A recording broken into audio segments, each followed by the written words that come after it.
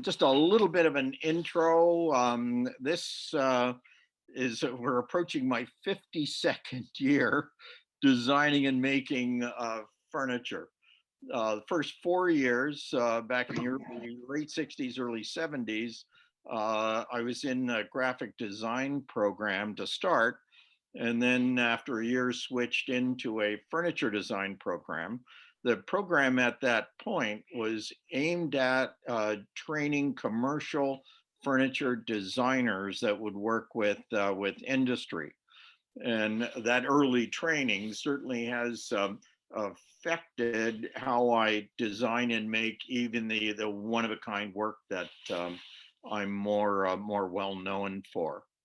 But in any case, after I graduated, I did get a scholarship, went off to Europe for a year, went to school in Sweden for a short introductory furniture making course in north central Sweden, went to every museum collection that you could possibly imagine throughout Europe. And I did make arrangements to do a short internship, 3 months long, with a furniture designer in Britain. And this is, of course, way before the internet. And so I only knew this fellow, was Alan Peters, as a furniture designer at that point. But when I did my internship, I discovered that not only was he a designer, but an incredibly skilled craftsperson. And so during that 3 month internship is when I guess, the light bulb went on. I guess what I often describe it as, learning that I could not only design, but build. It was, the clouds parted, the sun shone down, and there was music all around. And I went, wow, this is what I really want to do. So I did return to Canada. I worked in industrial design offices, but in the evenings and weekends, I started to make things in a little tiny space, about 4 foot by 5 foot, with a dirt floor in the basement of a rented house. And the only thing I could fit in there was a bandsaw. And so that was the beginning of my love affair with using the bandsaw. So I would put work in exhibitions, and of course, you rarely, if ever, sell anything from an exhibition. But people would wander through and say, "Well, I don't really need one of those, but can you make a such and such?" And of course, I would enthusiastically say, "You bet I can." And I'd set about preparing sketches and show them to the prospective client. Over the years, that morphed into a situation where I'm designing and making furniture for homes all over the place. And I'm rarely, if ever, and I can't remember the last time I built one piece of furniture for a house. We're typically doing 6, 8, 10, 12, 18, 24, and well over 30 pieces of furniture for these homes. I'm still working for a home that I met in 1978, and we're way past 30 pieces for that. And whenever it looks like the house is kind of filling up, they seem to put an addition on, and we keep on going. So it's been a treat, to say the least, to work with a lot of those clients. So that's, it's sort of my residential work. In the last couple of years, I've been designing and making furniture for Canadian embassies around the world, 11 to date, embassies and a few consulates and so on. There's no design input from either my residential clients or from the embassies. Both arrangements give me a space and say, we would like you to do such and such. And then it's my job to determine exactly what all that means. So I'll, take a look at how whatever it is going to be used, and how people are going to interact with it, and so on. prepare sketches and then show the sketches to the client. I only ever present two illustrations, design A or design B. And there's no discussion about mixing a little A with a little B.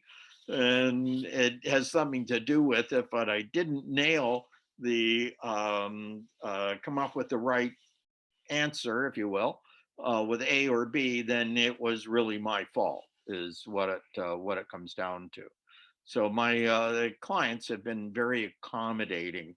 The drawings I'm showing them are pencil renderings, done with typically a 6B pencil. The 6B is super, super soft. And I'm drawing on drawing paper, and I'll stop that. I'm trying to stop that. It's not happening.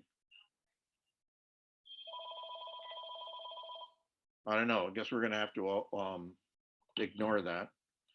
But in any case, even the drawings are a little fuzzy. You know, they're perspective drawings. And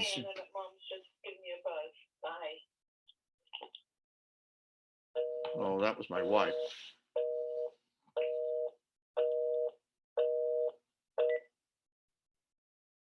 Okay. Even the drawings are a little fuzzy. Boy, somebody is really trying to get in touch with me. I'm not, hold on a minute.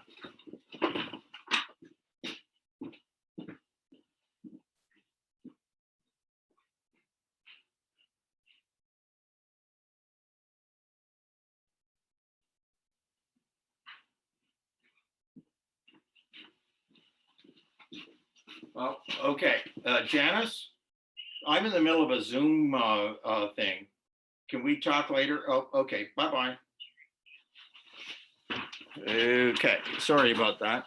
So where I left off, even the drawings are a little fuzzy, a little sketchy. And when I'm doing my presentation to the clients, I typically say, well, this is kind of what I've got in mind now, but as I get into the process, if I kind of see a bit of a detour, I'd like the permission to pursue that. I'm pressing buttons and nothing is happening to make this go forward. Any idea what I can do?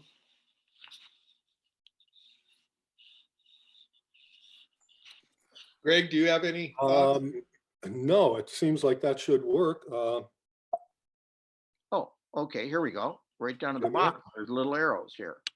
So this is just a bunch of copy that I'm basically going to go through. But just the short form is that I often spend my evenings in a sketchbook, just kind of doodling. And when people see my sketchbooks, they're particularly unimpressed because there's a mess of lines. But somewhere in that mess, there'll be a shape or an intersection or something that I'll pursue at some point to, you know, a more resolved illustration. So I'm constantly looking at my environment, patterns.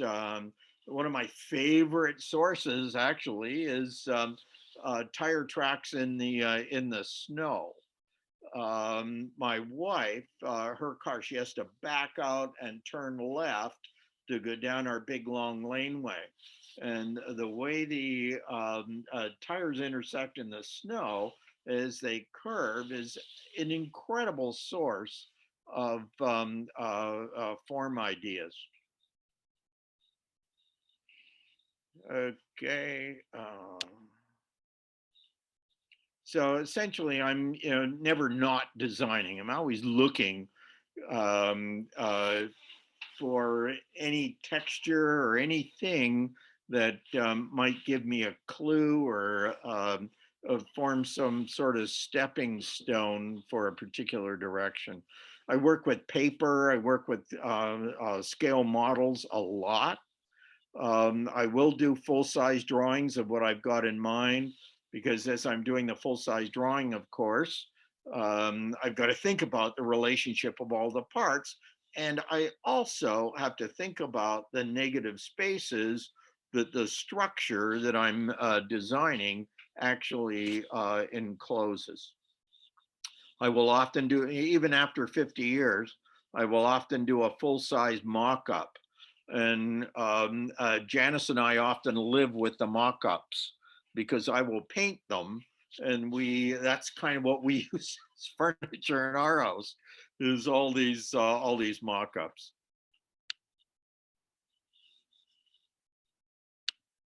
So this is my drawing space I mentioned earlier. This is actually a separate to the log and stone home.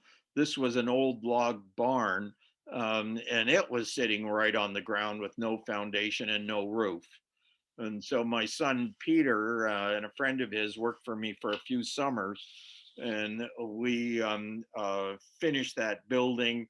So that's essentially my drawing space, where I'm spending most of my evenings doodling, is what it comes down to.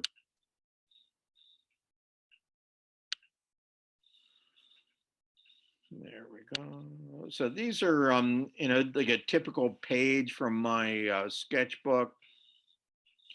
And as it stands here, you just, at least I can't just sit down and design something. So, I kind of mess around for a few minutes until I get comfortable and the rest of it. And then I find if I stick to it, then things start to appear in the direction that I might like to pursue. So the chair you're about to see is based on this design, which is, for me, an important part of my design process is evolution. These, by the way, are drawing bows. So when I get into furniture, here you'll see all kinds of curves, symmetrical curves, asymmetrical curves, and so on. And they're often done with those drawing bows from Lee Valley. The green one on the right-hand side is tapered. And so it gives you an eccentric curve. And I don't care how hard you try, you cannot do an ugly curve with that eccentric drawing bow. It's what it comes down to. So there's one of my go-to tools. I have to do a full disclosure, by the way. Those are actually my designs that are manufactured by Lee Valley. The first 3 months they brought those out, they sold 16,000 units of the yellow drawing bow. There's a number of things in their catalog that is actually my design work. This is how I go from a full-size drawing to moving it over to the material that I would need to make bending forms or to cut shapes and so on. So I'm using a dressmaker's pattern wheel, and that penetrates the paper and puts indents in the wood surface that I can follow, because I always keep my full-size drawings. I've actually got 44 years of full-size drawings. Now, one of the things I'm going to show you when we go into the bandsaw part of this is how to follow a line on the bandsaw. Here's another way of doing it. You can actually hot glue your drawing bow right to a piece of wood, or in this case, a piece of MDF, cut close in the bandsaw, and then flush trim it with a router bit. So this is a chair recently done, and I'm in the process of doing 14 of those for a client. You can see on the bottom left-hand side, in the background is a mock-up that I made in New Zealand. So I did my design work in New Zealand while I was doing leading an artisan residency for a bunch of woodworkers, essentially from around the world. We all came together, and I would work on my work in the mornings, and then help the other people in this residency problem solve what they wanted to make. So this was the chair that I worked on while I was there, and the idea came from a small bird, and you can see the feathers of the bird stuck straight up, and so that was the original idea for the back of this chair. This is the matching dining table for those chairs. This is I'm in the process of doing a lot of work for this residence. What you're looking at here is a torsion box. So it's hollow. It's about 8 feet by 4 feet, somewhere in that neighborhood. And I've got a detail here. The base is all steam bent walnut that's been ebonized with household tea, vinegar, and steel wool. So there's inlay on the top. Marquetry is notoriously labor intensive, but I figured out a couple of years ago how to do it, not individually, but in stacks of 20 or more. And the beauty to the process is that you can do them in any size your little heart desires with the same jigs. And then in this case, I've just carried the pattern. I've sandblasted the underside of the glass to carry the pattern diagonally across the table. This is a chair done very recently, by the way. I just taught a class in Phoenix, Arizona, and everybody in the class, the max in that school is 10 students. Everybody left after the week with a chair. So that was a busy but very productive week. The whole chair, the table saw was not used once. But not once. Everything was done on the bandsaw, and the joinery was done on a Panto Router. You know, it might sound like I'm anti-table saw, but we have 3 of them here, and they're all absolutely excellent. But most of what you're going to see here is done on a small bandsaw, 14-inch bandsaw. It's actually the first one I bought. And it's one of 9 bandsaws in the workshop here. So here's a chair that we've done. We're approaching 500 of these dining chairs. The ones you're looking at here are in solid ebony, and the curves are all laminated, with the exception of the back slats, which are bent over a hot pipe. When I'm doing them in domestic woods, they're always steam bent. The design in the left-hand side was what was in my mind's eye. Fortunately, before I started building the chair, I did a full-size mock-up of what was in my fuzzy little brain there. And that's what came out. And that, to this day, has to be one of the ugliest chairs I've ever seen. So the process of doing a full-size mock-up, you can tell just how important that was.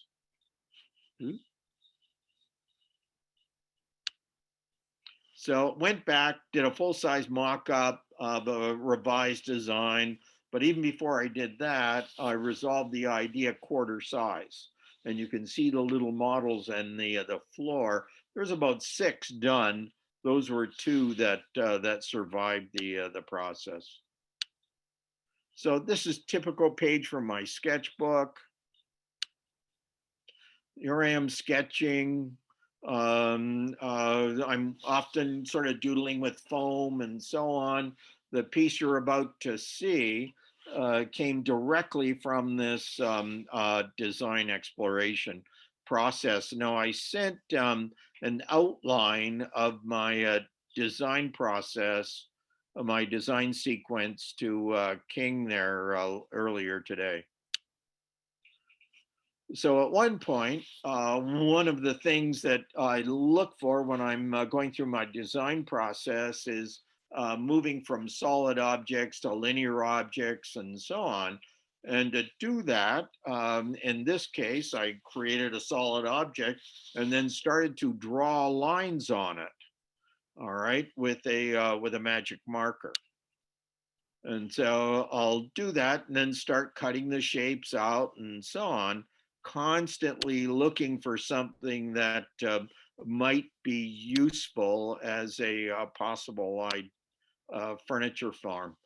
If I want to work three-dimensionally or in 3D in terms of linear elements, then I'll cut parts out of MDF on the bandsaw and then start assembling those with my trusty hot glue gun, which is actually in a holster in the primo location underneath my workbench. So it's a tool I use a lot for doing my model work.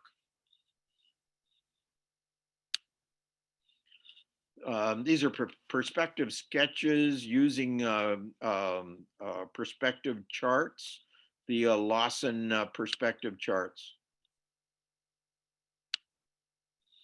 I'll do my sketches, but I'm not really going to show a client that's a too unresolved drawing. So I'll refine the drawing on a light table, which is what you see right here. Full-size mock-up.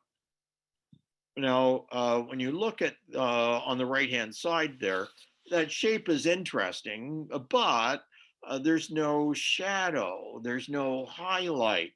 And so I took those shapes, took them over to the bandsaw, ran them through the bandsaw twice. That gave me 3 pieces, and then shifted the parts off. So that gave me this highlight that moved around the shape that you wouldn't otherwise see. So there's another level of detailing that you often I often look for opportunities I'll look for once I'm playing with the form. And so there's the table that we just went through the design sequence for. I've done a lot of those over the years. Now, where that joins the 2 intersections, I have no idea how to do that. And so I went to my go-to book, which is the Encyclopedia of Furniture Making by Ernest Joyce, and looked under J for joint, and then thumbed through all the joints until I came to a shouldered bridle joint. And I thought, bingo. Now, of course, the ones in the book were straight, which doesn't really matter, that the ones that I'm doing are curved, but it was the clue I needed to pursue the solution for that piece. This is a similar design. This one's in the Canadian Embassy in Berlin, in the ambassador's residence. The wood here is steam bent white oak. No, sorry, it's not, steam bent cherry. This is in another embassy that is ebonized white oak for that. And again, ebonized with household tea, vinegar, and steel wool. So to do that design, again, as I'm doodling in my sketchbook, the last thing, the absolute last thing I'm ever going to think about is how I'm going to make that object. As soon as you start thinking about the how-to, then you often limit yourself to what you know. And so that's no fun. So I'll come up with a shape, and then one of the other reasons I really enjoy doing this is I get to problem solve how to build any sketch that I've generated. And so to build this piece. I just need some information. One is the height of the table, and another bit of information is the number of points. And there's 360 degrees in a circle. And so I divided that by 6. I had to go to my calculator to figure that one out because I'm completely hopeless when it comes to math. But discovered that if I made myself a 30-degree wedge and then simply took the shapes and planked them onto the wedge in the appropriate position, a left and right, then I would get an intersection out of it. So there's one of the pieces going together. There's a whole pattern of dowels at each intersection.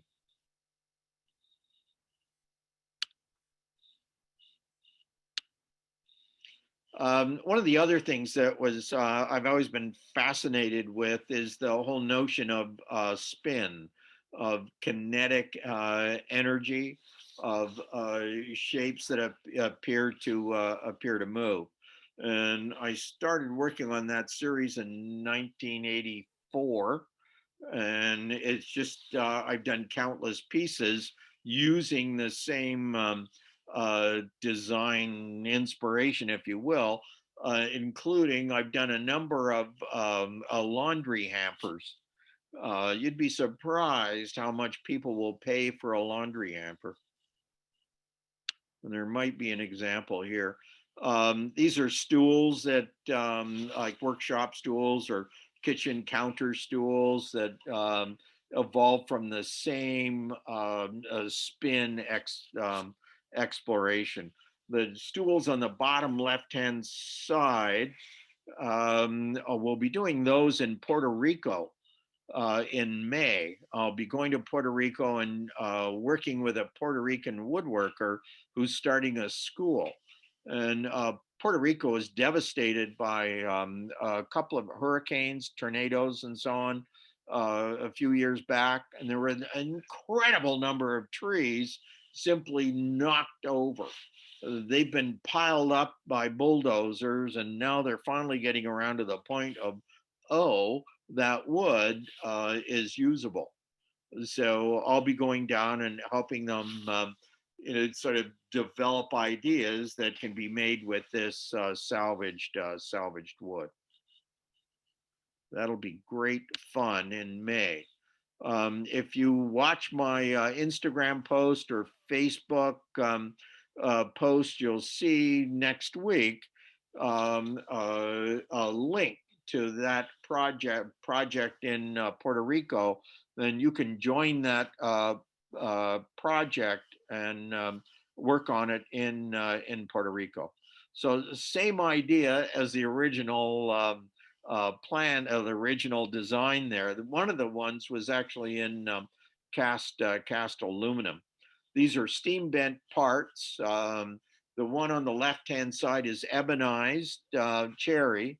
And then I've made myself a whole series of little tiny spoke shaves and so on, scratch stocks, to scrape away the ebonized surface to leave the lighter wood underneath. The one on the right-hand side, that's actually solid ebony set into the edge. So obviously one is way easier to make than the other.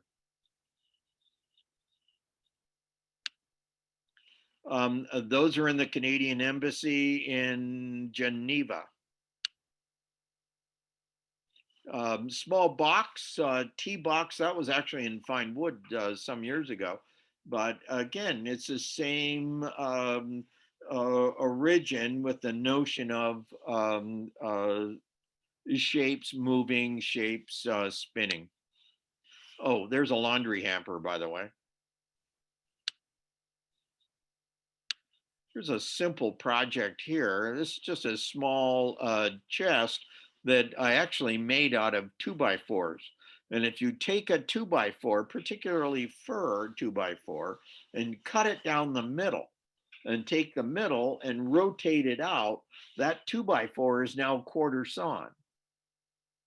All right, so you can take the crappiest 2x4 and turn it into a quarter sawn surface by turning it essentially inside out. So I did a full-size mock-up in foam core to refine the proportions, determine what I was going to do with a handle.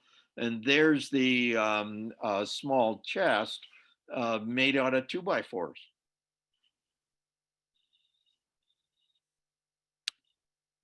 Big boardroom table, 27 feet long.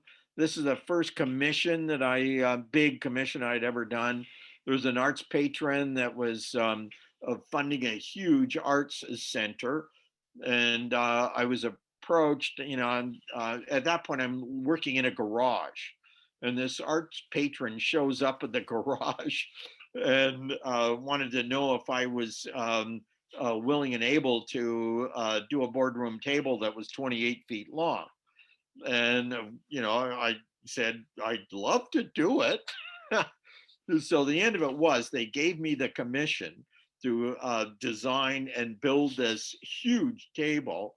And what they were really doing was giving me the shove I needed to get out of that garage into a space where I could truly be productive. And this is a torsion box, by the way, 8 feet long, 28 feet, 8 feet wide, 28 feet long. And I had never done a torsion box before. So, like, isn't that glorious? You get to design something and then figure out how to do it. The design for the base actually came from a book that I was looking at upside down. These were actually smokestacks in some factory in Europe. But I was looking at the drawings upside down, and then it looked like table bases to me.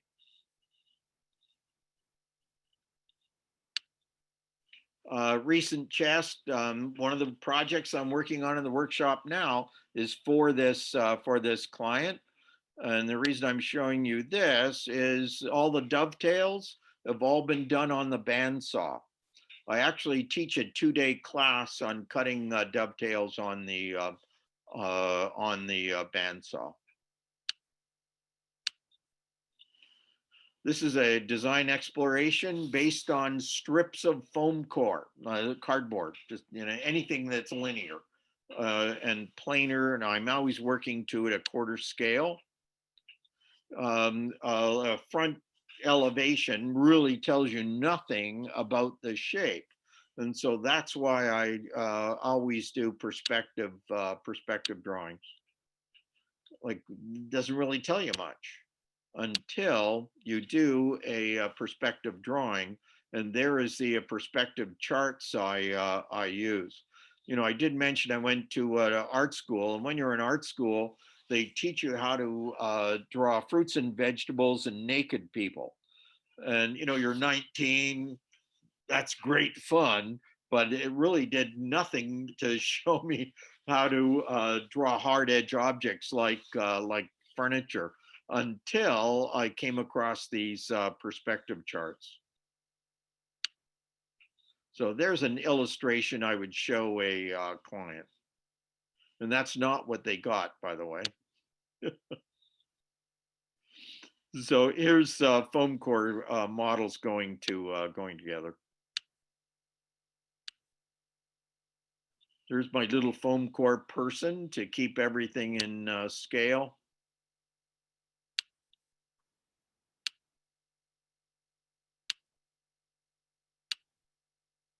So that's what the client got. You saw the drawing, that's what I delivered.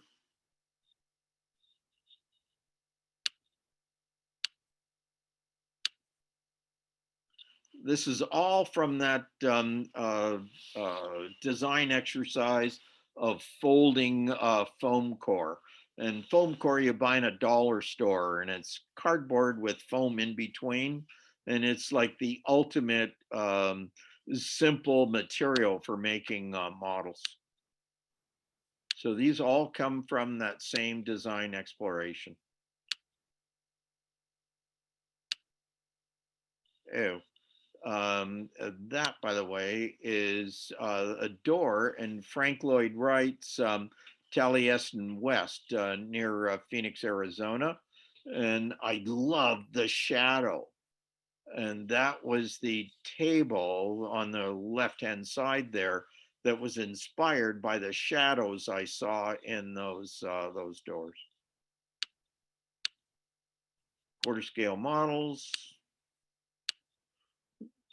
This is teaching in New Zealand, working with a group of students. This woman is from Australia. You can see her quarter-size model on the chair. You can see her full-size drawing pinned on the wall. And then Lorraine in this photograph is doing her actual piece of furniture, the finished piece there. I'll be doing that again in New Zealand next January, February into March. I'm actually doing a residency. Students are coming in for the month of February to a school in Phoenix, Arizona, the Southwest School for Woodworking. And if I'm not mistaken, there's 1 or 2 spaces available for that. So if you will want a a wonderful layback sort of experience of designing and building your own work with guidance, and I'm the mentor for that group. You can get in touch with me, and I can point you in the appropriate direction. This is a wall piece. It has a television and so on, and it's also a display cabinet. And in this case, the idea came from, where'd it go? A Mondrian painting, the Dutch painter, sort of 1905. And wherever he put color blocks, I made cabinet enclosures. There's a piece designed directly from the tire tracks in the snow. So what I did do is I went back to my workshop. Actually, I went to Walmart is what I really did. Went to Walmart, bought myself a little tractor with a steering wheel, and I bought a big honking black magic marker, covered the wheels on the tractor, and then drove it around my sketchbook, watching the lines on my page from driving the tractor. And of course, I had to make the appropriate tractor sounds as I was doing it. And the arc comes from hanging a chain via Gaudi in Barcelona, Spain. There's no right angles on any of this. So in order to measure anything, I build it's either an endo or an exoskeleton. And that's what Lorraine was doing to do her living room chair. So this is an approach that I use quite frequently when there's no right angles. It gives you the right angles. You can measure off the frame anywhere to give you the angles that you need to go ahead and do whatever you've got in mind. This table here came from a paper and scissors exercise, just cutting shapes and putting the shapes together. This table took 3 days to make, start to finish, because it's making one shape 12 times. Okay, so I'm going to, this is actually in the Canadian Embassy in Wellington, New Zealand. And it's an oval table. The detail is cut in on the bandsaw with a radius jig. A radius is about 8 or 9 feet.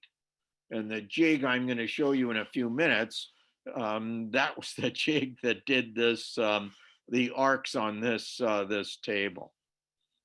So the point I'm hopefully trying to make here is that because I'm so comfortable with my bandsaw and it's set up so well, that it's actually an aid in transforming sketches into three-dimensional objects. In other words, I'm not limited to right angle relationships that you often are when you're using things like what I refer to as the dreaded table saw, but only in jest. This is another embassy piece here. That's one of a collection for a home in Washington, sorry, in Chicago. That design came from a drunken sort of walk on a beach in Florida picking up seashells. Oh, here it is. There's where we live. That was the property we bought for $1 Canadian, an hour and a half outside of Toronto. Didn't look like that. The roof had collapsed. There was no doors, no windows, and so on. No running water, no electricity. It was an abandoned structure. On the left-hand side is the barn. One of the first images I showed you was the interior, which is my design office. And then that is my workshop, which is somewhere in the neighborhood, plus or minus 5,000 square feet in total.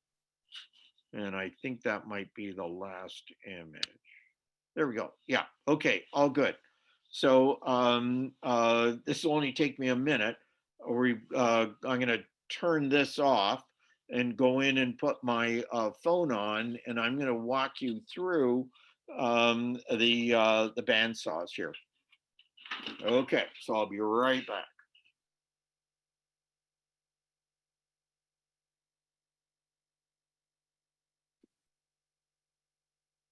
Everybody hang in there. He's going to fire up his phone once he gets in his shop.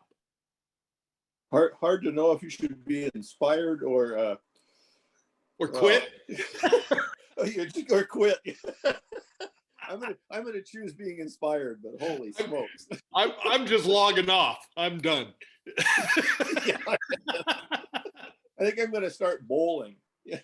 Let's see some of those boxes, Jim. Yeah. Yeah, but they've all got those pesky 90-degree angles in them, I gotta change that. No.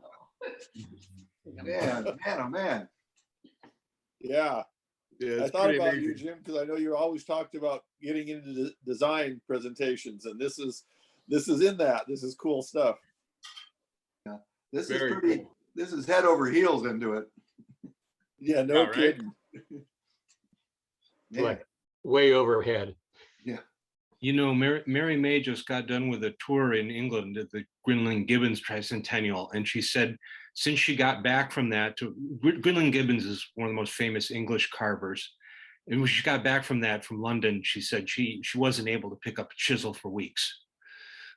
Yeah. So that's amazing because she's a great carver. That's amazing. There you go.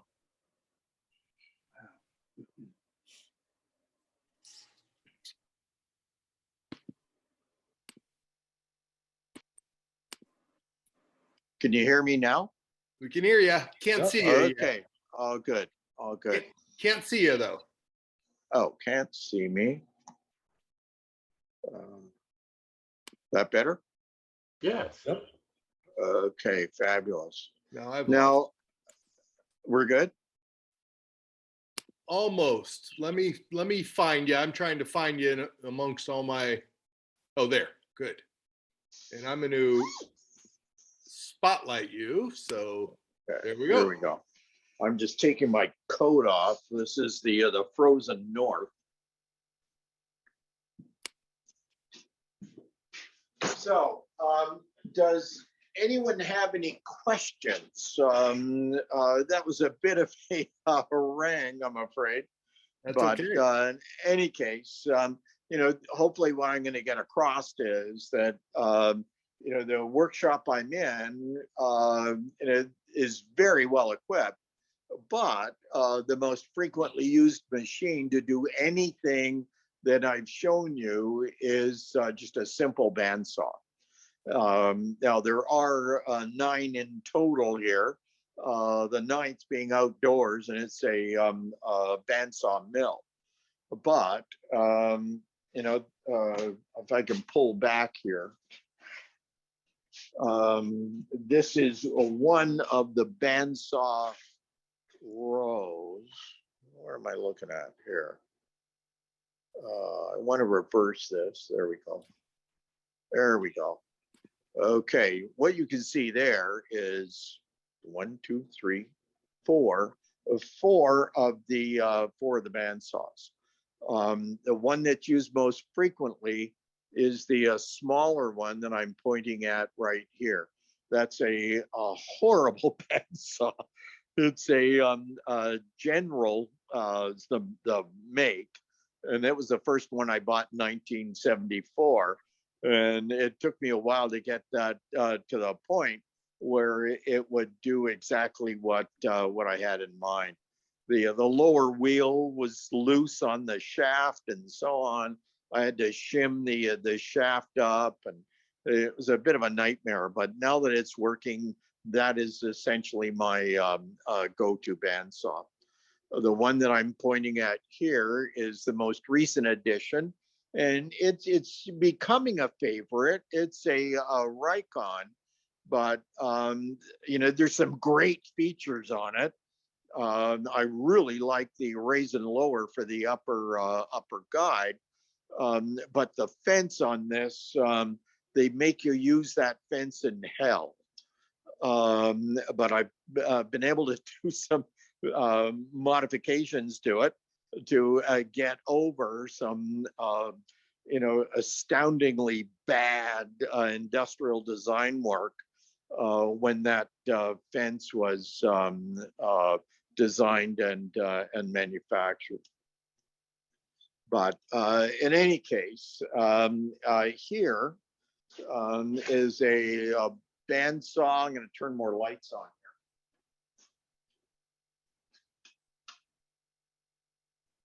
That typically gets a bad rap, and that is it's actually a bandsaw from Home Depot. And I bought this because we do an awful lot of bending, and so we're making forms out of MDF and particle board and so on. And I went out and it's that material's terrible on bandsaw blades. So I thought, well, I'm going to buy a cheap bandsaw. I'll put a blade on it, and we'll use that one for cutting particle board. Brought it back, pulled it out of the box, put it together, set it up the way I've set up every bandsaw I've worked on around the world. And that rigid bandsaw is now dangerous. It is so quiet that if there's anything going on in the room, you can't tell it's on. So, when it's set up properly, even an inexpensive or a used bandsaw can be brought back to life. I do sort of bandsaw classes, different schools and for different groups all over in North America. And in some cases, people will bring in a bandsaw that they bought for $50 or something, and we'll get it up and running in the class. And we've not been not once have we been unsuccessful getting a bandsaw that looks like a piece of junk up and running and set up to give excellent results. Now, and in that note, is setting up the bandsaw has nothing to do with having to buy anything. There's nothing that you can buy that will take a out of tune bandsaw and make it work properly. It's all in the setup, and by that I mean, in my opinion, at least anyway, bandsaw is not useful unless there's a fence on it, and you know, I'm not a big fan of promoting anything. In fact, I don't. But in this case, most of the bandsaws in here have Craig fences on them. They're not perfect, but they are usable with a few modifications. But to set this bandsaw up or any other bandsaw, this is the sequence. You have to look at. You have to imagine this right here is a cross section of the upper wheel right here. All right, so we're looking down at the upper wheel. And if you track the blade on the front of the upper wheel, that bandsaw is going to cut to the right. And then the next time you track the blade, you happen to track it on the back, it's going to cut to the left. But if you do this one simple thing, you simply track it on the dead center of the upper wheel, then it's going to cut in a predictable direction every time. So that's the first important element to setting up a bandsaw properly. The second thing is this: you take the fence and you slide it over and line it up with a miter slot. All right, and then you lock that fence so it is lined up with a miter slot. And then you take a piece of wood with a straight edge on it, and I've got one here, and we're going to run that into the blade. And chances are on your bandsaw, when you do this, it's either going to pull away from the fence or it'll become increasingly difficult because you're actually trying to bandsaw a wedge at that point. All right, so I've got this set up to show you what's going to happen here. Here's our piece of wood. From a safety perspective, this upper guide is also your guard. All right, so we want to drop this down. So it would be difficult to get our hands in underneath. Now, at some point, I'm going to raise that up a little bit to show you what's going on here. But in any case, what we're going to do now is I've got tracked in the center. I've got this aligned to this, and we are now going to make a cut. Can you see what's happening?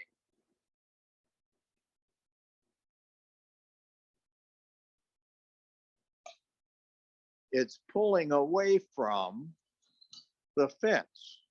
All right.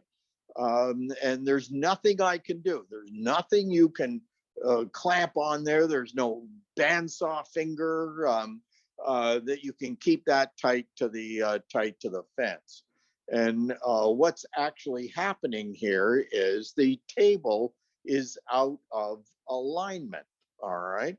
Now, fortunately, you only have to do this once in your entire lifetime, providing that you do not move the bandsaw around by the table. Every bandsaw I've encountered anywhere in the world is like this. There's either 6 or there's 4 bolts that hold the trunnion in place. And invariably, those bolts go through great big holes like so. And when the bandsaw, if you bought a new one and the bandsaw was assembled either in the factory or put together at the retailer or something, you know, somebody's assembled a thing and they did not do it properly, then you've got to fix that, and it's super easy to do. Now, the kiss of death with this is following the instructions in woodworking magazines or on YouTube, and that's simply you adjust the fence to follow the track of where the blade wants to cut. All right, that's not something that I would ever do, because that means you cannot use the miter slot for any jigs. And not only that, every time you put a new blade on and you track it differently, then you've got to adjust the fence. And so people tend to steer away from the bandsaw because they find it just too finicky to get it to operate the same way every time. Whereas because every bandsaw in here is set up in the way that we're doing it, I can walk over to any bandsaw and know exactly the cut I'm going to get from that machine. In all my years of woodworking, I can't remember the last time I ever ripped a piece of wood on the table saw. Any ripping procedure in this workshop is always done on the bandsaw, and then typically, if we're after a glue line, then it goes through the jointer and the planer and so on. I don't consider a table saw cut to be an adequate surface for most glue lines. So this is what we're going to do. And I'm going to take the camera off of here, and we're going to look underneath here like so. And here's a 1, 2, here's 3 on this side, and there's 3 on this side here.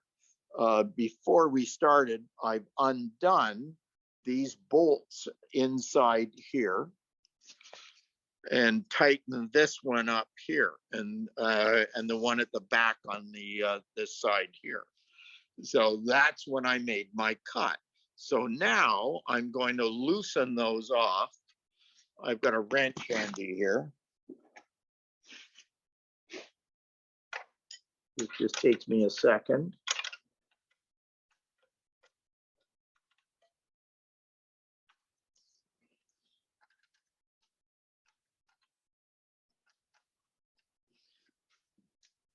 Hard to do this, holding a phone at the same time.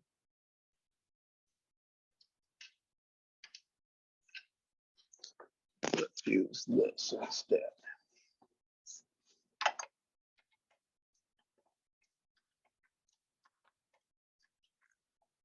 Great, I've got a tight bolt here.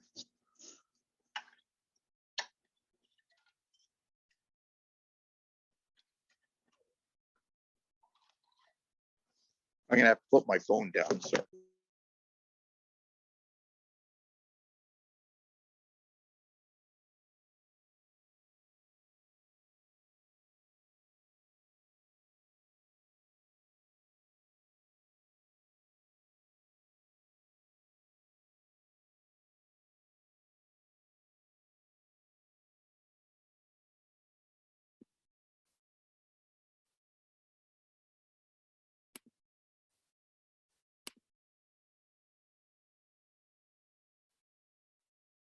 Where'd you go?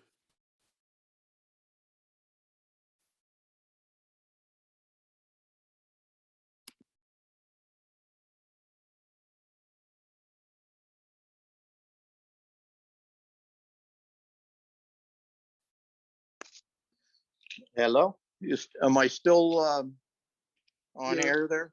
Your audio's working, but the video is not. Oh, okay, well, that's okay. All right, so I just undid. Can you get the video working? Okay, video has stopped. How would I do that? Should be a start video button. I don't see a start video button This is on your iPhone? on my iPhone. It says done speaking. I don't know if that's what I want. Anybody on the Zoom call log in with your phone and know how to do that? Oh, there we There are. you go. There you go. There we go. Okay. I just swipe to the side. So what I just did was I undid this bolt right here. All right, now I'm going to shift the table.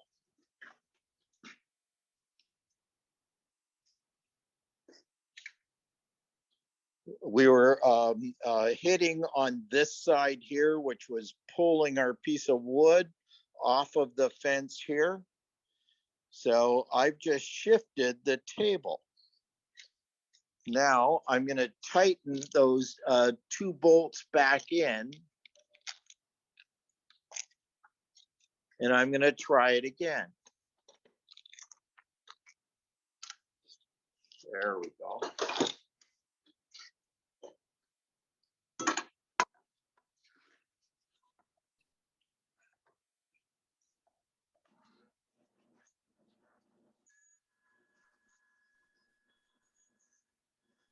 So in shifting your table, you shifted it like clockwise or counterclockwise or not I up and shift from a plan view.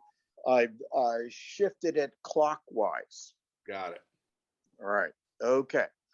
So now, ordinarily, you might have to try it once, try it twice.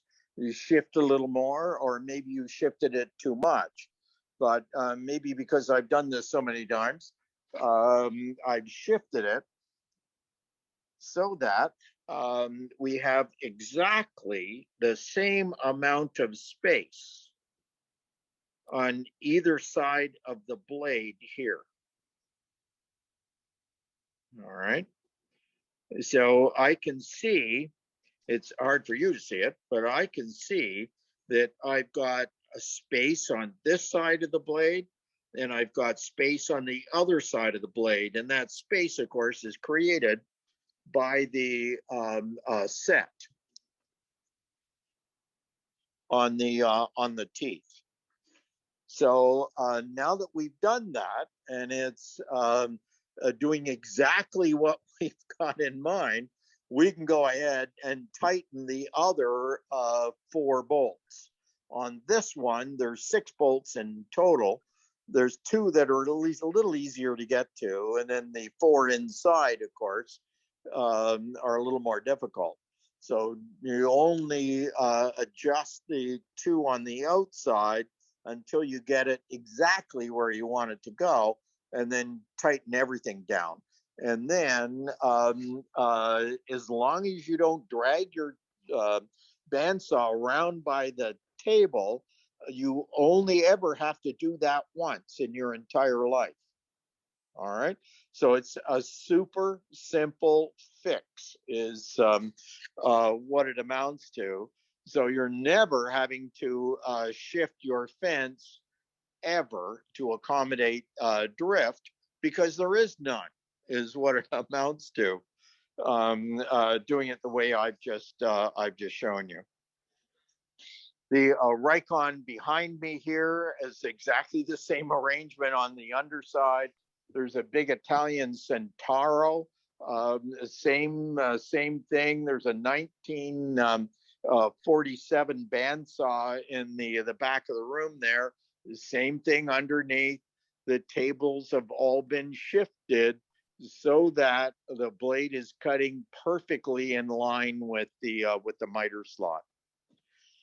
Now, one of the things I want to show you is this, and I'm going to have to put the phone back in my tripod here. And this is something that makes woodworking a lot more fun and a lot more accurate. And it's, in a way, it's kind of a little like learning to ride a bicycle. It's something you get the hang of, and it's this. Learning to use the back of the blade as a steady rest. Now, typically, and I've got a drawing here to show you.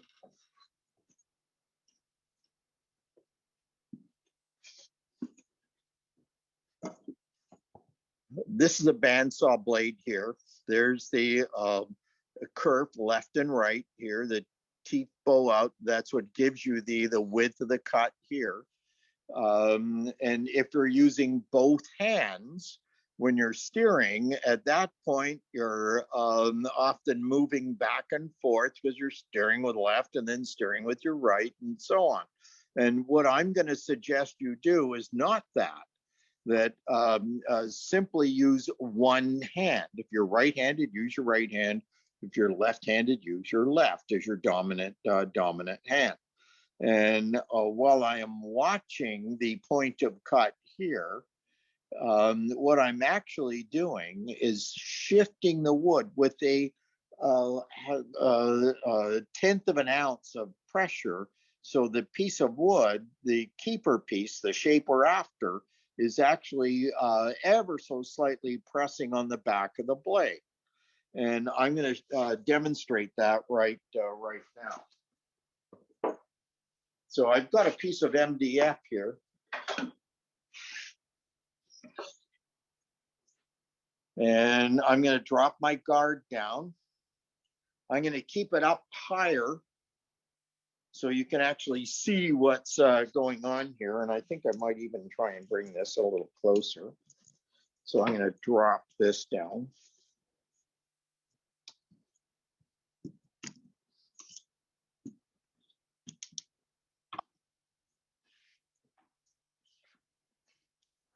I'm going to turn another light on here, by the way. That's not going to help. So I've got a pencil. I've drawn a shape here that might be a table leg, for example. And we're going to call this our keeper piece. And what I'm going to be doing is getting into the cut, and then I'm going to be pressing on the side of the blade. So this is my keeper piece here. Oop, got to get my pencil out here. All right, so this blade, of course, is capable of cutting sideways at right up to the point where you clear the set on the blade.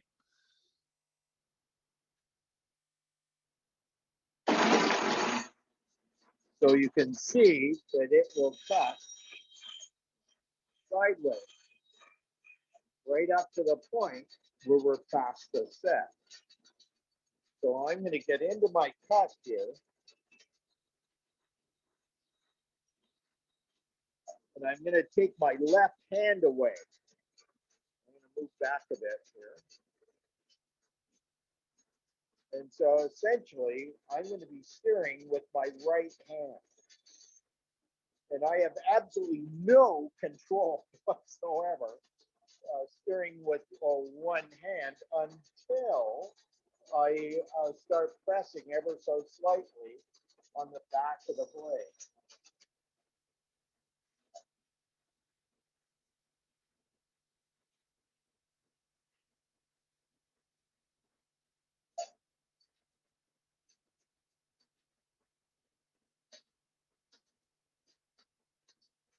So what you may or may not be able to see this, but right here, our keeper piece is actually in contact back here. I'm watching right here, but I'm pressing back here. On this side, I've got a huge space here because of the set of the teeth. The beauty to this is you can let go at any point. And if you're pressing too hard, the piece of wood will tell you it'll shift back again. So watch where my hand is when I'm doing this.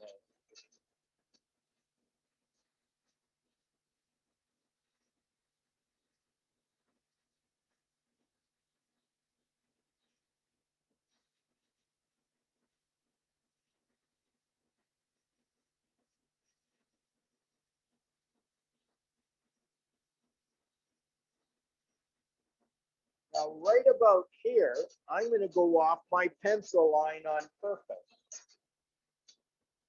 I lost concentration. I've gone off my pencil line. Oh, back on.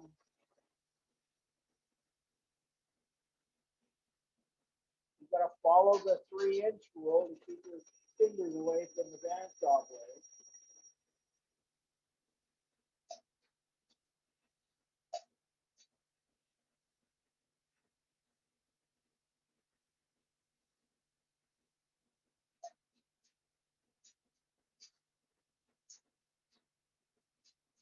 Now, hopefully, you can see I went off the line right about here. So what we're actually going to use is the back of the blade again. And I'm actually going to cut backwards.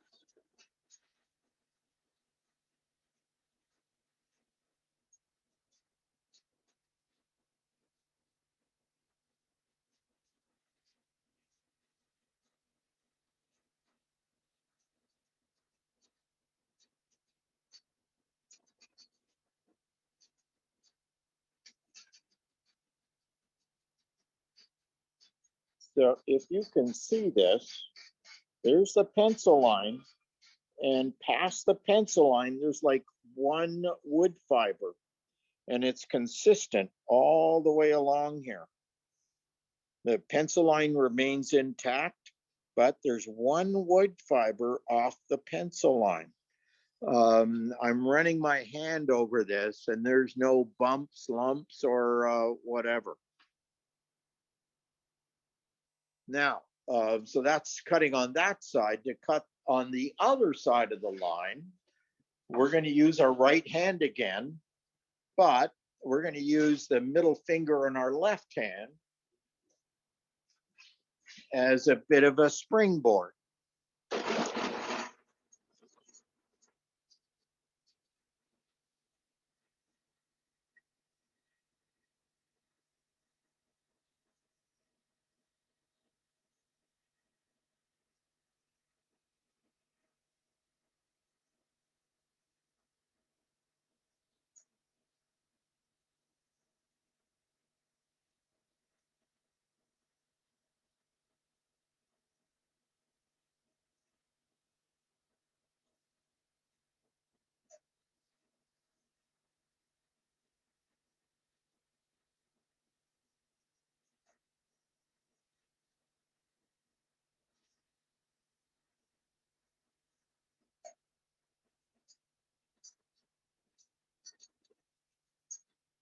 Exactly the same result.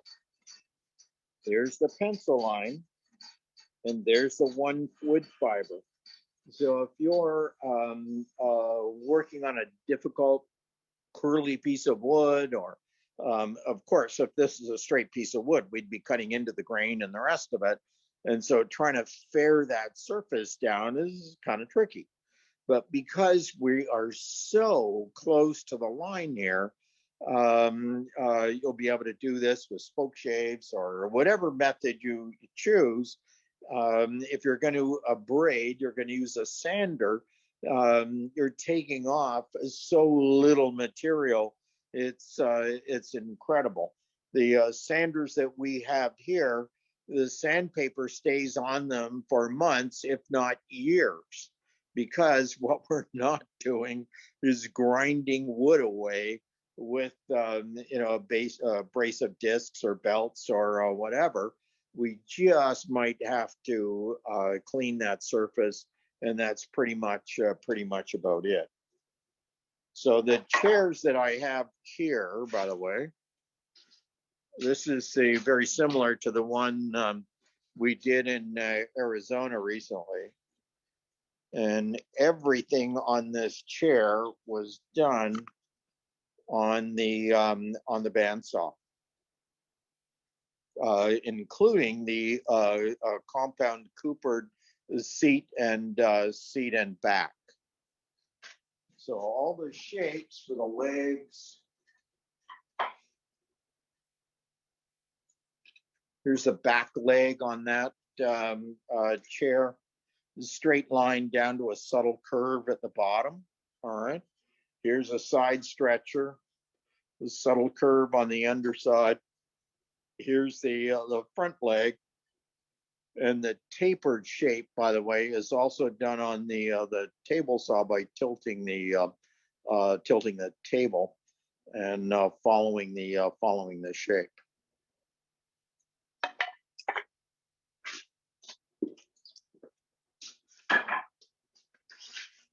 So here's a big piece of timber here behind me.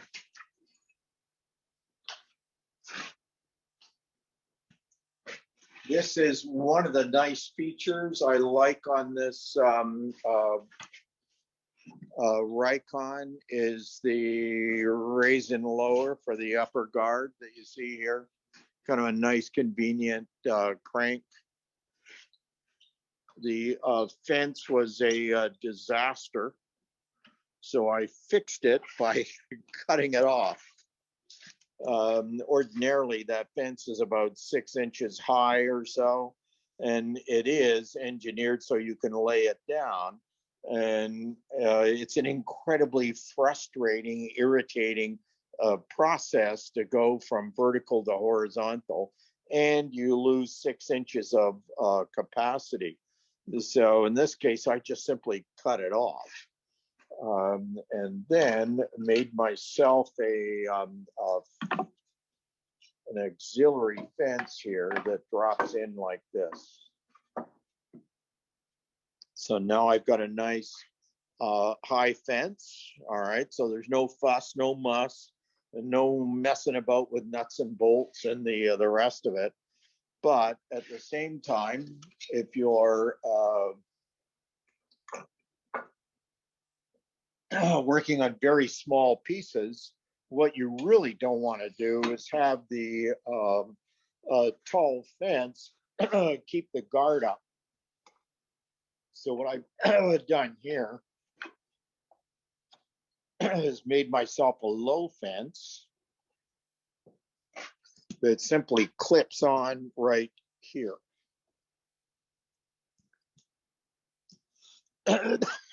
Excuse me. There we go.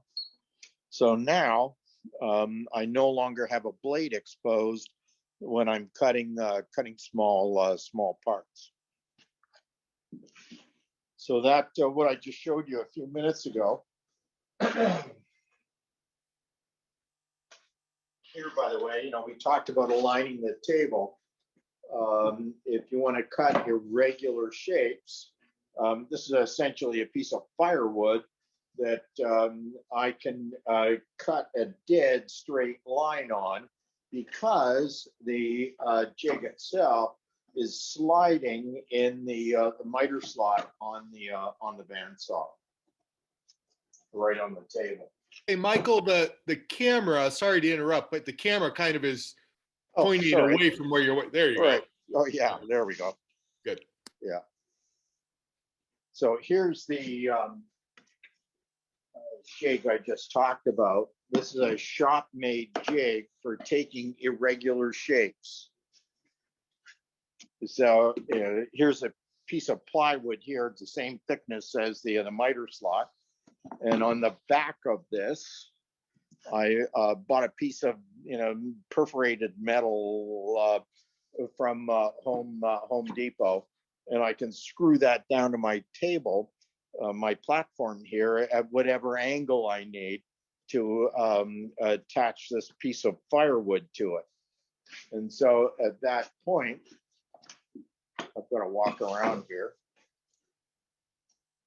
raise this up.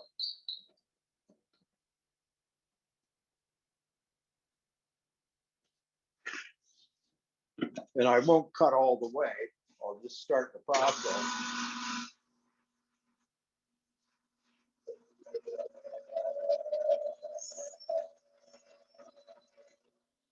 With no effort, I'm going to cut that piece of hardwood to a dead straight line.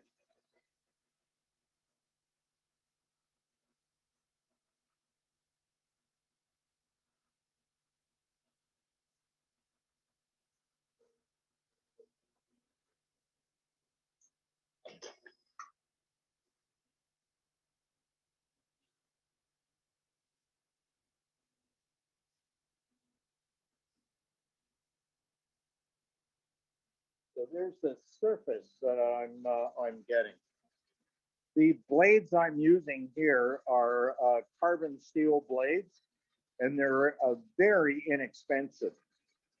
The blades for my the bandsaw that I use most frequently, it's a 1/2-inch 3 TPI blade, and they're about $11 a piece.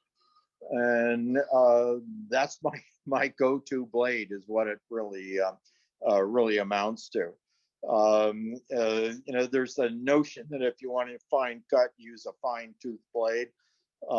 With a bandsaw, it's actually quite the opposite. If you want a really fine, clean cut, you use a very coarse blade because it clears the sawdust effectively.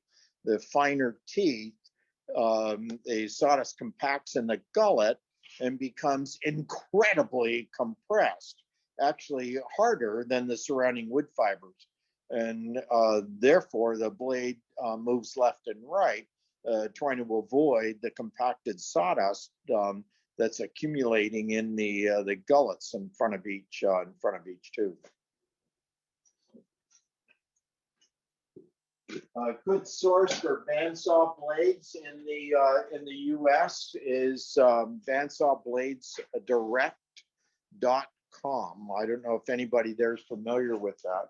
The company I buy my blades from is here in Canada, is called R&D Bandsaws in Brampton, which is kind of like a suburb of Toronto.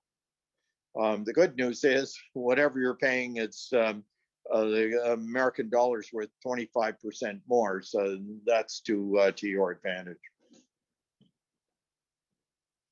In any case, one of the other things on the bandsaw that might be considered a drawback is the relatively small table. And so there's a really nice way around that, and it's this. So what you're looking at here is one of those stands that it's a roller stand that, it has legs on it and so on. You try and use those and they invariably fall over. So what I've done is bought one of those, and I've cut the parts away I didn't want, and I attached it to the back of my bandsaw right here. So at one point there was another leg coming out here down to the floor. Took that off and replaced it with a piece of wood, and then bolted it to the back of the bandsaw the way you see I've done it here. And then the leg is held in place down at the floor here with a couple of conduit clips used by electricians. And the beauty to this is that this roller now is perfectly aligned with the aligned to the table, and it's above the surface of the table by about 1/32 of an inch. So when I'm planing big bandsawing big honking pieces of wood, I'm actually pushing them with one finger because they're rolling on the roller. The weight is actually carried by the rear roller, and that's been a huge sort of savior in terms of saving of effort when you're ripping up large pieces of wood. Anyone have any questions at this point? Yes, there are several in the chat, and maybe I would Sure. be Okay. best to go through, and I'll even just call on the people and they can ask their questions directly. Let's start back a little bit here.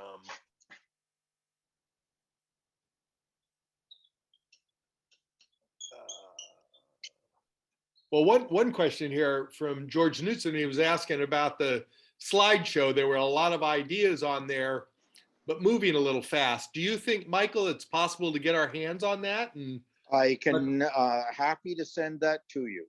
great, cool. And then we'll just distribute it out to the members. That's awesome. Okay, cool. Yeah, there isn't anything that I won't share. Okay, Great. Really appreciate that. Thomas here is asking, since you mentioned about the foam core, is there any other type of foam you use for your mock-ups, like purple insulation, anything like that? Yeah, absolutely. Any of the rigid foams, it's like a closed, no, I guess it's open cell. It's an open cell foam that you often find in ceilings and on floors and so on. You just buy it at Home Depot carries it, and it's usually either pink or blue or something of that nature. And it's a killer material for doing models, because not only does it bandsaw well, but it also sands well. And then if you don't like pink or blue, then you can paint it with ordinary household latex paint. Oh, cool. Can you spray it? Do you know? As long as you don't use a solvent-based spray, That'll eat it. yeah, yeah. Okay. Your model will turn into something, another type of sculpture, basically. That could be a good thing. Who knows? Yeah, could be. Jonathan Steyer, you've got a question about the Endo and Exo Skeletons he was talking about. Do you want to elaborate on that, Jonathan? You'll need to unmute. Hi. I Hey. was just wondering if you could explain what that was a little bit more. Well, what it is, it's it's really a three-dimensional drawing is what it is. Are you familiar with the term orthographic drawing, which is like a plan view, a front view, and a side view of yes. anything? Okay. Yes. Well, this is basically that in 3 dimensions. Now, I tried several times to get fine woodworking to allow me to write about how to do that. Where you would use an endo and an exoskeleton and so on. And every time you say, oh, wait, that's way too complicated for our readers. But a magazine in Australia, which is an absolutely excellent woodworking magazine, is called Australian Wood Review.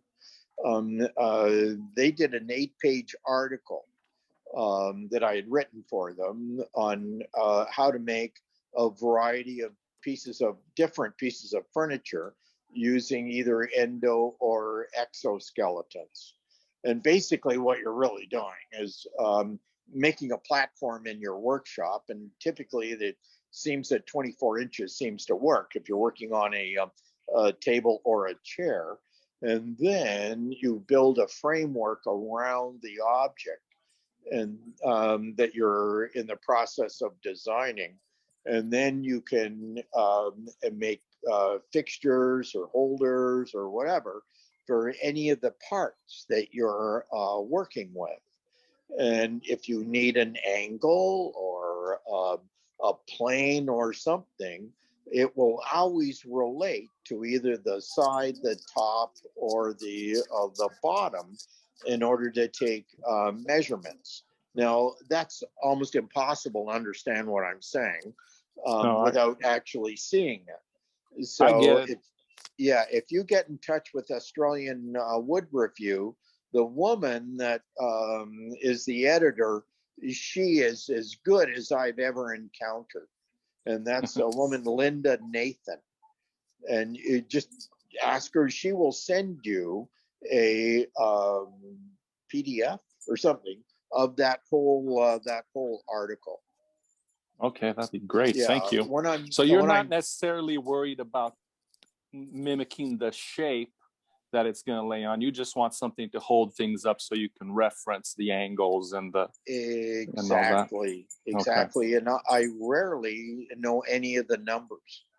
Like I just don't need the numbers because I'm using adjustable bevels and so on, and I can take the bevel over to a machine and cut it at the bevel, the angle provided by the bevel, without actually knowing any of the numbers.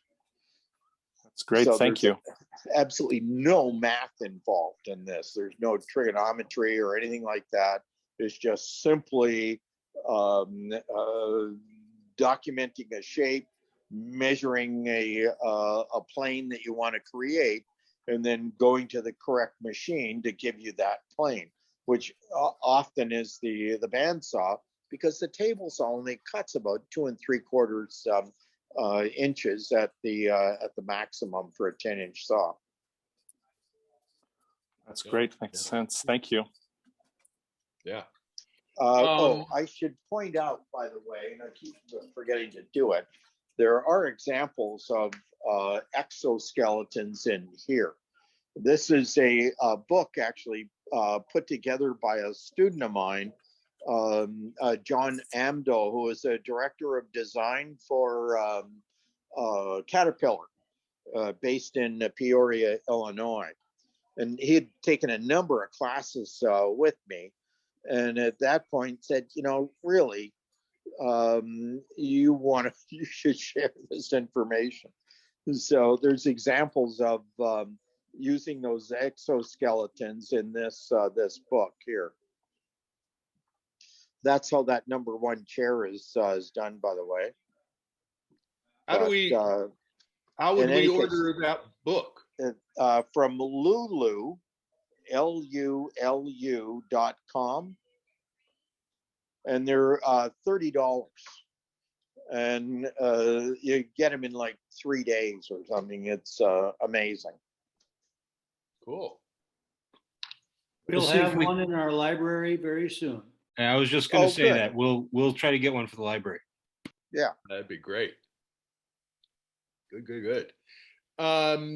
Phil Humphreys, you had a question about the centering of the blade on the bandsaw. You want to talk about that? Yeah, when I center the blade on the bandsaw, I just eyeball. I look at the width of the blade, compare the space at each end of it to the tire. Well, yep. Should I be including when I want to know what the width of the blade is? Does that include the teeth or just the flat part? No, it does include the teeth, but the way I do it, I just kind of open the door here, and with the saw running, I'll adjust the tracking knob, and I am not. Michael. Oh, I am. Oh yeah. Okay. Thank you. Here we go. So here's the tooth here. Whoop, there we go. Yeah. And there's the back of the blade. So I'm just looking at, for both the space front and back about the same. So I'm not measuring anything. I'm just centering it and going, yep, that's pretty much centered. Yeah. But you're including the teeth. I am including the teeth. That's right. Okay, I've been meaning to ask a lot of people about that, and finally I decided you're the guy to ask. Yeah. Thank you. Yeah, every bandsaw I've worked on around the world, including wooden bandsaws, wooden wheels, and so on, they've always been done exactly like that. In the other room, in my bench room, there's a 10-inch plastic Ryobi bandsaw and a little benchtop job. And we use that for cutting incredibly precise mother of pearl. We often make our own hardware, brass and aluminum and non-ferrous metals and so on. And we use that 10-inch Ryobi bandsaw for that. And it's set up exactly the same as the 24-inch Italian Centauro on the other end of the shop. Okay, thank you. I'll attest also that since I saw Michael came down about 10 years ago down to Auburn and did a presentation on setting up and tuning up a bandsaw for the Evergreen Woodworkers Guild, which I belonged to when I lived down that way. And ever since that time, I have done the same centering on the crown scenario with a 14-inch Delta that I tuned up according to his specs, and the the numerous, well, there are only like a handful of modifications that make a huge difference. Oh, yeah. From that Yeah. saw to a 1918 vintage 26-inch crescent bandsaw that Oh, right. I tune up the same way, and Yeah. it runs straight as an arrow. Yeah, yeah, yeah. Those older bandsaws, including the older, smaller ones, are absolutely excellent finds. They keep popping up on. I belong to a some sort of Facebook group called Old Woodworking Machinery, and people keep bringing up photographs of Walker Turner bandsaws that they bought for $150 and so on. And you know, they look like they're in rough shape, but I know what I'm looking at, and it would take very little to bring those back to life. Cool. One bandsaw story, though. I've been teaching in New Zealand, and one of the fellows there bought a 24-inch hammer bandsaw. This is a big bandsaw made somewhere in Europe, and you know how far New Zealand is, so you can imagine the cost of shipping that. And the bandsaw alone was like $6,000, and then he had to get it to New Zealand. So he gets it to New Zealand and tries to set it up following my instructions. I get a phone call, and then we started doing a Zoom thing. And that hammer bandsaw was manufactured so poorly that the holes to hold the table in place were so poorly placed, we ended up having to file out the holes to move them sideways to get the table to align to the miter slot. So, and just along the same line, as I travel around the world, the bandsaws that I have the most trouble with aligning the table are often the European machines, the Lagunas and so on. Interestingly enough. Huh. A couple more questions here. Yep. Going, Michael. Jeff, do you want to talk about, you had a question about the Festool Domino? Jeff Palmer? Yeah, my question was whether the Festool Domino is your go-to machine for joinery. I thought I saw some domino slots for some of your chair leg framework. Yeah, I do own a domino. And as long as you don't repeat this, when Festool wanted to move into Canada, I got a call from Festool and wanted to know if I was willing to take a bunch of their tools. When, of course, I said yes. And so they dropped off these tools, and I can show you the pile of the tools in the corner, all those little plastic boxes. I just don't like them. I don't like the routers. I don't like the drills. I love the vacuums. My favorite tool of theirs is actually a clamp, a vacuum clamp. But and maybe it's what I do and how I do it. The domino is not flexible enough. There's a format that it was designed for, and trying to work outside of that is difficult. So my go-to tool for that type of joinery is actually this right here. This is a Panto Router, and it's from your neighborhood, really, from Portland, Oregon. And the rest of that story is that is next door here is a 1940 slot mortiser that was used in the Second World War to route out trigger mechanisms in gun stocks. And this is an incredible piece of equipment. It's accurate to thousandths of an inch. It mortises vertically and mortises horizontally. It's 8-speed. That's all the good news. The bad news is it weighs almost 2 tons.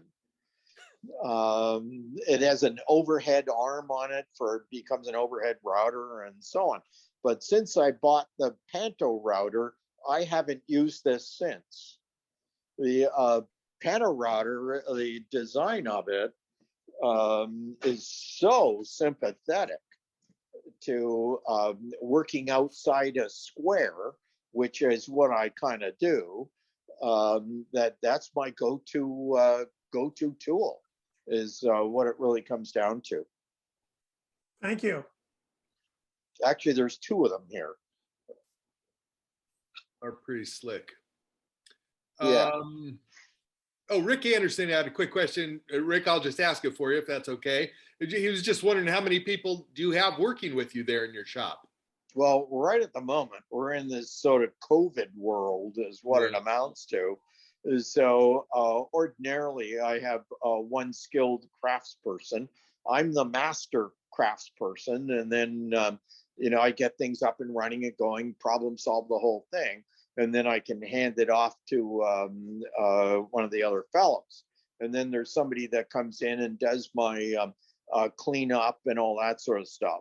But at the moment, due to COVID complications here in Canada, I'm working on my own.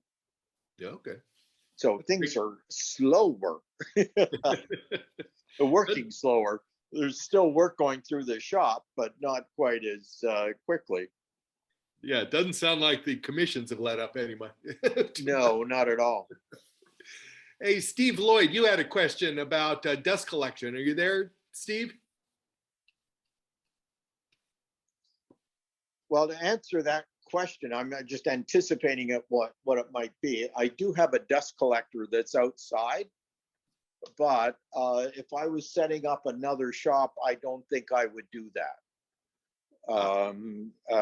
Simply because, in this climate, you're sucking all the warm air out when you turn on the sawdust collector. Now, there is a return, but of course, it's not anywhere near as much air is going out as coming back in.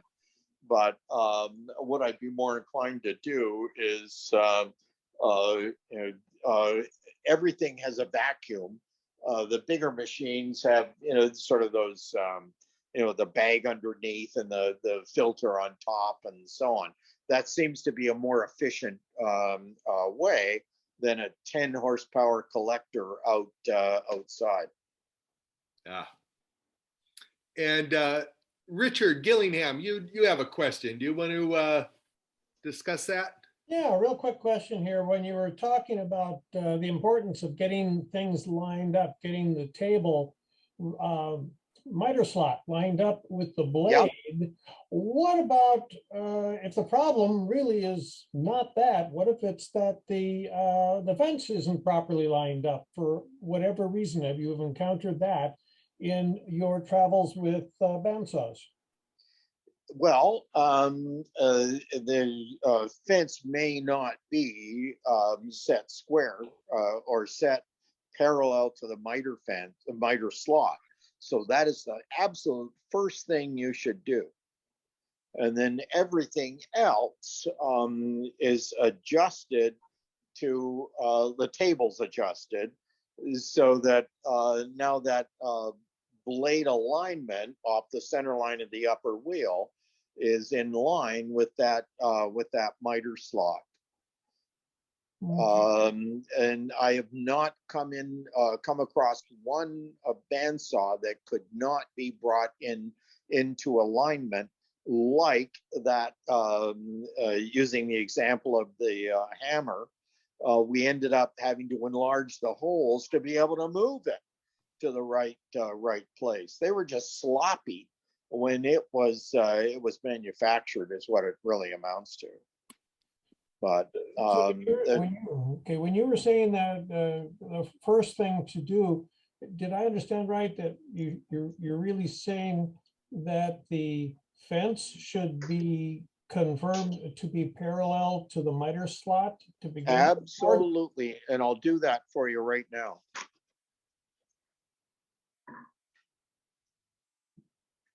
So I'm going to take this fence off one side, move it over to the other side here. And right now, it's aligned right to the miter slot here. And I'm not putting feeler gauges on it or anything like that. I'm just looking at it going, yep, that's aligned. And now I'm going to move it back to the other side, and I'm good to go for my first test cut. And that first test cut is going to tell you whether it's pulling the piece of wood off the fence or it's burying the piece of wood into the fence. And then you're going to go underneath and loosen those screws and move the fence in the appropriate direction. The table, right? The table in the Sorry, the table, sorry. Yeah. So at that point, you could weld the fence square, basically. So you never have to adjust that fence. You never do want to adjust the fence. It's always left in line with the miter slot.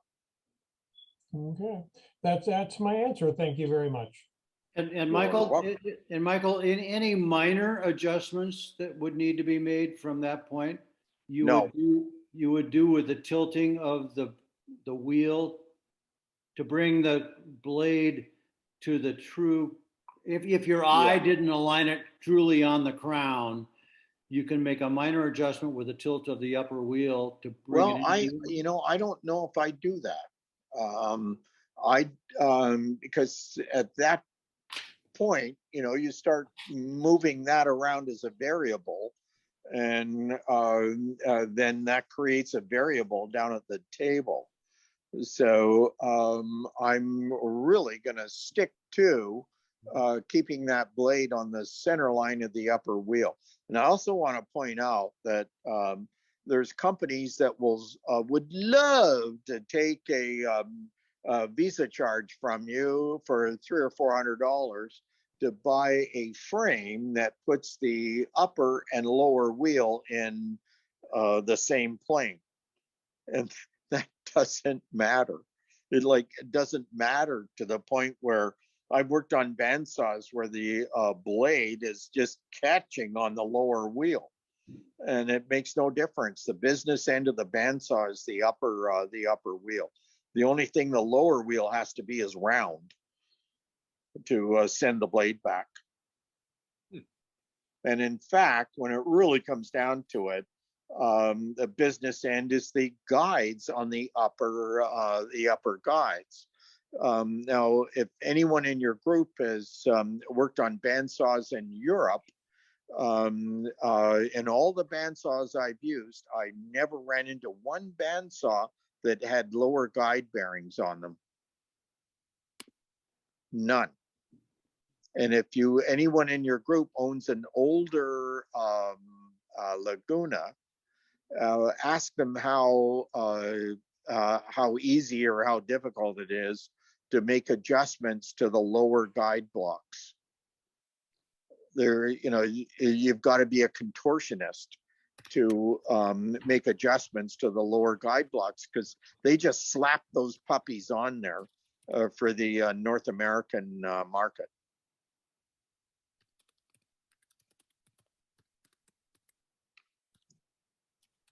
So Michael, are you saying that at that point, if you have lower guide bearings, you can just pull them back and just concentrate on adjusting the upper?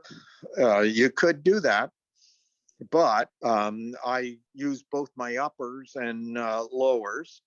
I'm really finicky on adjusting my uppers, and less so on the lowers, but I do use them. And speaking of, I was showing you this Rikon here. They're one of their big sales pitches is the roller bearings here are adjusted with a little finger knob here. No, thank you. Those really have to be adjusted with the machine running.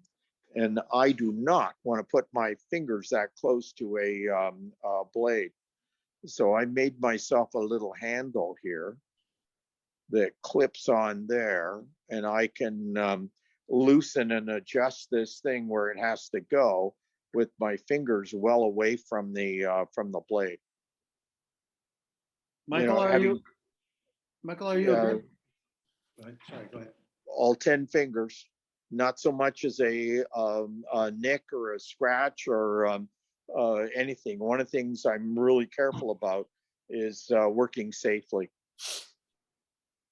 Michael, how do you feel about bearing guides versus ceramic guides versus phenolic guides versus steel guides?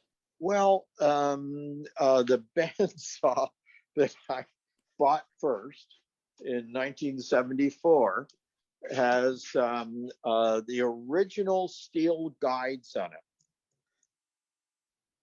right here. I squared those up in 1974, and they are absolutely perfect. And if somebody has a calculator, they could tell me how many years those steel guides have been in there. So that's like 45 years or 47 years. And they are still perfect. And they are set so that they're off the blade by like literally a thousandth of an inch. And Michael, isn't a key factor here too? And I know you've been a strong proponent of blades that are welded properly and ground properly. And I think that's where some of us have had blades that are manufactured to lesser standards. Oh yeah. And because of that, a steel guide like that has very little forgiveness can cause a problem for a bad blade. It would certainly. Yeah. So talk a little bit about the welds, because that's important, I think. Yeah. Well, this a resolved dilemma. I used one company for 35 or almost 40 years, BC Saw and Tool, and there was one guy, and his name was Clayton, that did all the welds, and they were perfect every time. This company, BC Saw and Tool, it's a family name, by the way. They sold the business to another company, and at the same time, Clayton retired. And so at that point, it was like chaos. I didn't know what had happened. I had ordered blades. I got a whole load of blades in here, and they were all poorly done. And so I got in touch, and they said, "Oh yeah, Clayton retired." And I go, "Oh no!" So it took me, 4 months to find a company that was doing a good weld. And the company I'm using now is called R&D Bandsaws in Brampton, Ontario. And so that's who is making my my blades now. And I got into, it's again another family-run business. You call them, you can't email them for some, I don't know why, but they don't deal with that. They only will take orders over the phone. And it's the daughter that answers the phone, and it's the father that does the welds. And they've been good welds. And you'd be surprised. I teach all over the place, and you go into a school and they're using Olsen premium blades, and or putting blades on the bandsaws, and I've had to go through 5 before I found one where the weld was acceptable. And these are expensive. And I think we've all probably gone through that, where we put a blade on and we adjusted the guides, to where it's just that, a couple thousandths on each side, and then you turn the saw on and you hear this thump, thump, thump, Yep, thump, yeah, thump. yeah, yeah. It's Either not that good. or the blade's moving front to back because Right. it is not welded square. It's not square, right? Yeah, Yeah. that's an important part of buying blades. Oh, yeah, yeah, you bet, you bet. So, I tend not to buy expensive blades. I'm a big fan of carbon steel, 3 TPI skip tooth blades. And that's the big Centauro here. That has a 1-inch blade on it. And it's a one tooth blade. What about for resawing some materials, say 8 or 9 or 10 or 11 inches tall? Why? Unless I've got a lot to do, if I do have a lot, I'll set I'll use the Centauro. But ordinarily, if I'm resawing something 8 inches wide, 10 inches wide, I'll use this Rikon here. With 3 GPI hook tooth? Yeah. I actually have a piece of wood right here, solid cherry. Do you ever use carbide tip bandsaw blade? I do not, no. Carbide's kind of funny that way. It goes down to a level of dullness and stays there for a long time. But I don't think it doesn't stay sharp enough the way I would like it. So I tend to use carbon steel blades. The only time I've used a carbide tip is cutting some African blackwood that has so much silica in it. It was taking the teeth right off of the carbon steel blades. So here's a piece of solid cherry here. We're not. Will resaw effortlessly.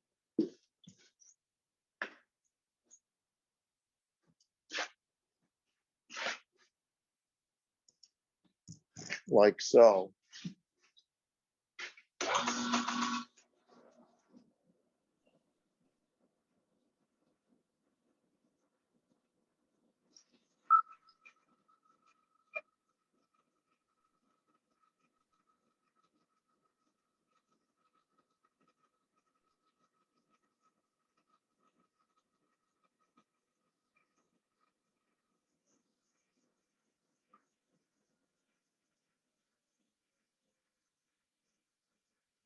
That's essentially a 2-finger procedure.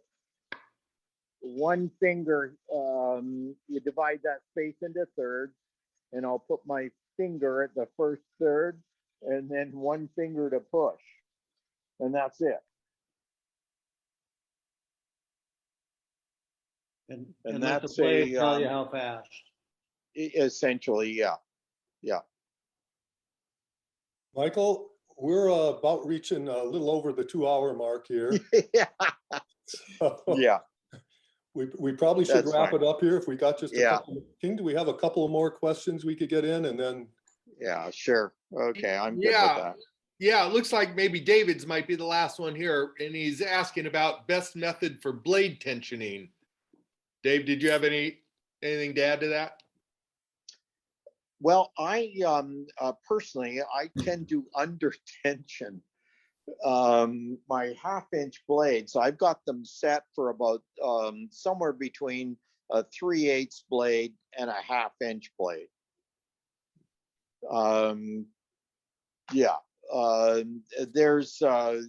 I have to do this quickly, but in any case, there was an article in Fine Wood about around 2000 sometime, and this fellow made a case that what you really had to do was tension the bandsaw blade, so you had about 15,000 pounds of tension on the blade.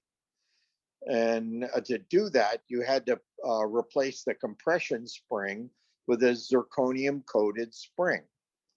And then, and that was $135 or something. And then you had to buy a tensioning gauge that clamped to the blade to make sure you had nothing less than 15,000 pounds of tension. And the end of the story is people did that. They went out and they bought all those gizmos, and then they sent photographs to Fine Woodworking of bandsaw columns that had folded. Other people had axles that bent or broke. There's nothing to be gained by over tensioning the blade. And what this fellow was finding was that he was getting something called a barrel cut because he was using a fine tooth blade to get a fine cut. And the blade was heating up in the piece of wood and giving him a barrel shape as he was trying to resaw.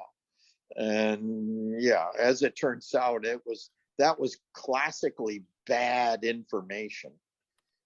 And you know, you look at magazines and YouTube and so on, and there's some pretty frightening things that's either being published or shown. Michael, thank you very much. I know I'm going to be out in the shop tomorrow trying that method of curve cutting with the back of the blade. You get the hang of that. And I've had students, you know, I've taught a class or something, or, you know, I'm teaching a week-long class or 2 weeks or whatever it is. And people have come, oh my God, I can't believe, you know, that I have not been doing that all these years. It just makes working with shapes or even cutting straight lines, freehand on the bandsaw, like incredibly accurate. So, you know, it's one of those things that you get the hang of it. It's like riding a bicycle. You can do it from that point on, but it does require some practice. And when I'm teaching that, I give everybody a piece of MDF about maybe a foot wide, maybe 16 inches long. Then I get them to draw 20 or 30 pencil lines on it with some sort of a nice curve, not like a freehand curve, but they're following a pattern of some description. And by the time they've done it, they've got it. And, you know, that's one of the skills that you can develop to make woodworking that much more you know, pleasant, efficient, and the rest of it. Well, excellent presentation. I think we got a lot of great information out of it. Great. Now, I sometimes I get groups confused, but I am in your neighborhood the end of October, if I'm not mistaken, at the school in Port Townsend. Mm-hmm. I was there last November, and the week previous to that, I did a workshop for the woodworking group in Portland, the Guild of Oregon Woodworkers. They have about 1,000 members and quite an amazing workshop. And I've taught for them 5 or 6 times. The last class was on on design and model making, if I'm not mistaken. And then jumped in the car and drove up to teach in Port Townsend. I often bring an assistant, a woman, Kelly Parker, who's been an intern here several times. And it's, you know, wherever I am, if I had an intern in the approximate area, I like to have them come and assist. You know, it gives them a bit of experience and so on. That's cool. Hey, sorry to interrupt, but George, you had your hand up. Did I miss you? Michael just dealt with exactly what I was going to bring up. I was going to throw out as I recall, you're going to be out here. Yeah. And I know you come from the east side, and Yeah. and as I recall from when I was in the woodworking group down in the Seattle area, you had, I thought it was a daughter or son-in-law or someone in the BC area. So there could be a chance to tag along with travel. If there's any possibility that we could tag along with your trip to Port Townsend, we would love to. I'd be happy to host you in my shop, and we have a number of other members who have shops that would be conducive. What we did there was the air flights, the expensive part. So it was split down the middle. So I think it was like $300 for the group in Portland and $300 for the group in Port Townsend is the figure that comes to mind. That helped with the expense end of things. Absolutely. I'm sure the next board of directors meeting will touch on this subject, and I don't think that would be an issue. I personally would vote for full on bringing you back for a specific subject to be determined yet. Yeah. There are a number, but yeah. Yeah. Well, there is a 1 or 2 page sheet of workshops I typically give, and their duration and a brief description of the content. If you get that far, get in touch, and I'll send you that sheet. Excellent. That'd be great. Yeah. Absolutely. In the short term, I don't know if anybody's looking for a little sun and fun in Arizona. I'm teaching at the Southwest School in Phoenix, Arizona, doing a artist in residency. So I'm basically the mentor for a small group of people who want to learn more about furniture design and making. And then I am teaching in Puerto Rico the end of May, if I'm not mistaken. And it's on a project, I think I mentioned it, and it's sponsored in part by the U.S. Department of Tropical Forestry in Puerto Rico. I'll be in Brazil in June, New Zealand in November, and Australia in December, and back to New Zealand in January. So how many COVID tests do you have to take for all of that? A lot. Holy crap. Yeah, my nose is getting sore. My God, that's crazy. Yeah. Well, feeling- I'll be happy to host feeling you better. close to home with fewer of those. But you said October, November was when you were in Port Townsend, correct? Yes, the end of October. Okay. Yeah. Cool. I've got it on an email too, George. So we've got time to put some things together. Yeah, that'd be awesome. Yeah, if we can get the list of the classes that you do regularly for that, that'd be handy too. Yeah, sure. Yeah, it makes We perfect glossed sense. over one question.